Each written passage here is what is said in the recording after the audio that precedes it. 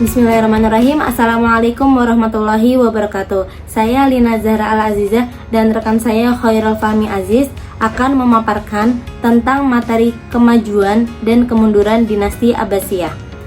Dinasti Abbasiyah merupakan keturunan Abbasiyah, yakni paman Nabi Muhammad SAW yang memerintah pada tahun 750 sampai 1258 Masehi dari Baghdad, tempat yang dipilih oleh Khalifah Abbasiyah kedua pada tahun 762 dan Samara pada abad ke-9. Bani Abbasiyah didirikan secara revolusioner ataupun liberal dengan metode menjatuhkan kekuasaan Bani Umayyah yang waktu itu diketuai oleh Khalifah Marwan II bin Muhammad. Bani Abbasiyah berkuasa dengan jangka waktu yang lumayan panjang, sekitar sepanjang kurang lebih 5 abad dari tahun 1302 Hijriah sampai 656 Hijriah atau 750 Masehi sampai 1258 Masehi. Selanjutnya yaitu masa The Golden Age dinasti Abbasiyah. Abad ke-10 Masehi disebut abad pembangunan Daulah Islamiyah ketika dunia Islam mulai Cordoba di Spanyol sampai Multan di Pakistan mengalami pembangunan dalam segala bidang, terutama ilmu pengetahuan, teknologi, dan seni. Dunia Islam sewaktu itu dalam keadaan maju, jaya, dan makmur. Namun, dunia Barat masih dalam keadaan tertinggal dan primitif.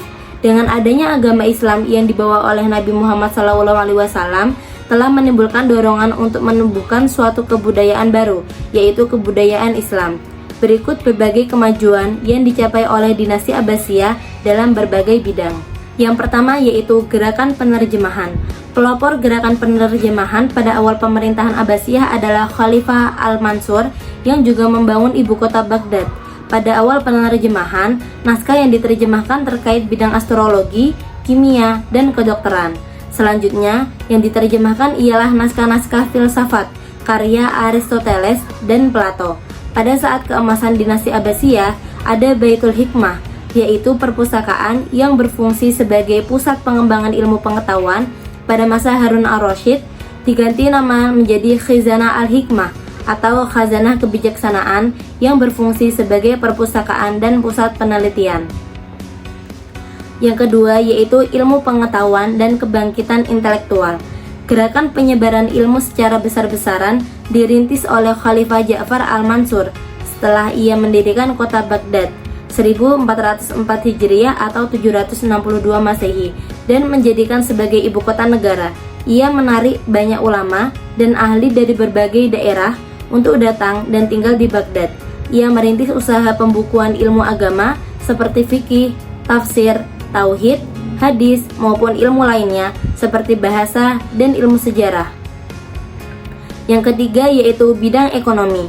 Ekonomi dinasti Abbasiyah digerakkan oleh pedagang dari berbagai industri yang berkembang seperti kain linen dari Mesir, sutra dari Syria dan Irak, serta kertas dari Samarkand, sekaligus beragam produk pertanian seperti gandum dari Mesir dan kurma dari Irak. Hasil-hasil industri dan pertanian ini diperdagangkan ke berbagai wilayah kekuasaan Abbasiyah dan negara lain. Faktor penyebab kemajuan di bidang ekonomi ini yaitu yang pertama, luasnya wilayah kekuasaan mendorong perputaran dan pertukaran komoditas menjadi ramai. Yang kedua, besarnya kebutuhan hidup baik primer, sekunder maupun tersier. Dan yang terakhir, adanya jalur transportasi laut serta kemahiran para pelaut muslim dalam ilmu kelautan. Yang keempat yaitu bidang keagamaan. Masa Daulah Umayyah berkuasa lebih cepat, dikatakan sebagai masa penyebaran benih kebudayaan yang hidup subur di masa Daulah Abbasiyah. Pengetahuan yang berkembang pada masa Daulah Umayyah ini adalah ilmu-ilmu keagamaan nakliyah seperti ilmu qiraati, ilmu tafsir, ilmu hadis, ilmu kalam, dan ilmu fikih, ilmu bahasa, ilmu tasawuf, dan ilmu arsitektur. Yang kelima yaitu bidang sosial. Para penguasa Abbasiyah membentuk masyarakat berdasarkan rasa persamaan. Pendekatan terhadap kaum Mawali dilakukan antara lain dengan mengadopsi sistem administrasi dari tradisi setempat atau Persia, mengambil beberapa pegawai dan menteri dari bangsa Persia, dan meletakkan ibu kota kerajaannya. Baghdad di wilayah yang dikelilingi oleh bangsa dan agama yang berlainan seperti bangsa Arya dan Sumit dan agama Islam, Kristen, dan Majusi. Yang keenam yaitu bidang militer. Pada masa dinasti Abbasiyah dibentuk tentara profesional. Sebelumnya belum ada tentara khusus yang profesional seperti pada masa dinasti Abbasiyah.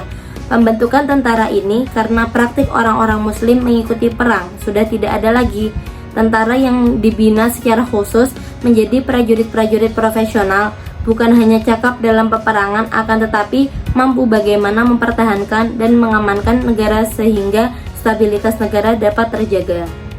Yang ketujuh yaitu bidang politik.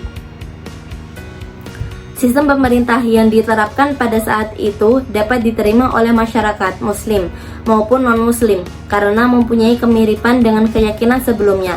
Sikap politik Daulah Abbasiyah berbeda dengan Daulah Bani Umayyah, sebab dalam Daulah Bani Abbasiyah pemegang kekuasaan lebih merata, bukan hanya dipegang oleh bangsa Arab, tetapi lebih demokratis, melihat bangsa kekuasaan itu harus dibagi-bagi dalam segala kekuatan masyarakatnya. Maka bangsa Persia juga diberi kekuasaan, begitu juga bangsa Turki dan lainnya.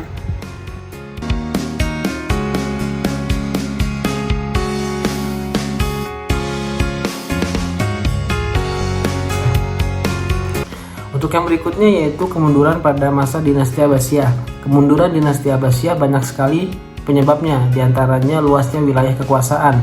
Dengan luasnya kekuasaan menjadikan pemerintahan pusat sulit dalam mengontrol pejabat setempat yang ditugaskan, dan juga kesulitan dalam menjaga keamanan wilayah kekuasaan.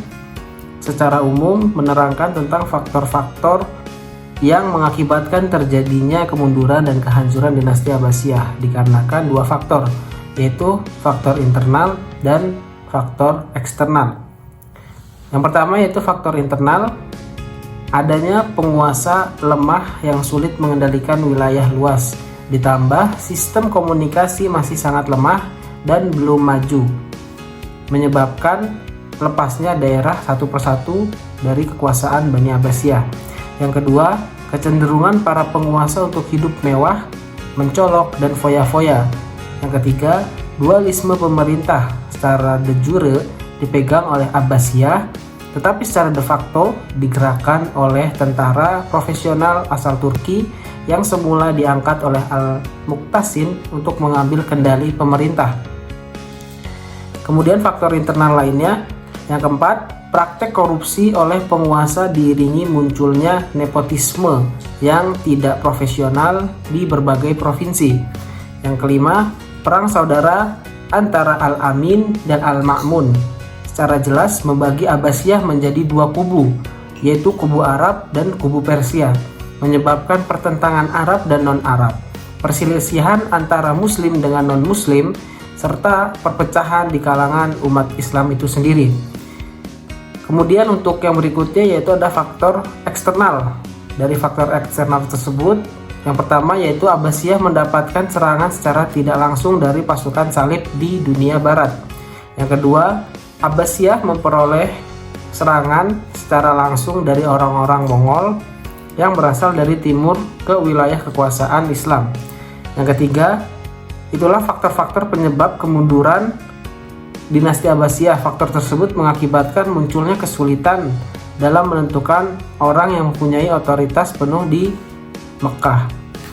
Cukup sekian mungkin yang dapat kami sampaikan mengenai kemajuan dan kemunduran Bani Abbasiyah. Jika ada kekurangan, kesalahan dalam pengucapan, kami mohon maaf yang sebesar-besarnya.